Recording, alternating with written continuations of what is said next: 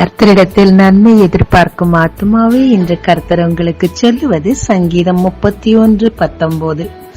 உமக்கு பயந்தவர்களுக்கும் மனுபுத்திரருக்கு முன்பாக உம்மை நம்புகிறவர்களுக்கும் நீர் உண்டு பண்ணி வைத்திருக்கிற உம்முடைய நன்மை எவ்வளவு பெரிதாயிருக்கிறது. தேவன் தனக்கு சிம்மாசனத்தை வைத்திருக்கிறார் என்று யோசேப்புக்கு தெரியாது. தெரிந்திருந்தால் பானபாத்திரக்காரனிடம் ரெக்கமெண்டேஷன் கேட்டிருக்க மாட்டார். ஆனால் தேவனுக்கு பயந்து பாவத்தை விட்டு விலகி தொடர்ந்து அவரை நம்பிக்கொண்டே இருந்தார். ஏற்ற நேரத்தில் அவருக்கு என்று தேவன் வைத்த பெரிதான நன்மையை கொண்டு வந்து சேர்த்தார். எனக்கு எல்லாமே தீமையா நடக்குதுன்னு சொல்லி அங்கலாய்க்கிறீங்களா?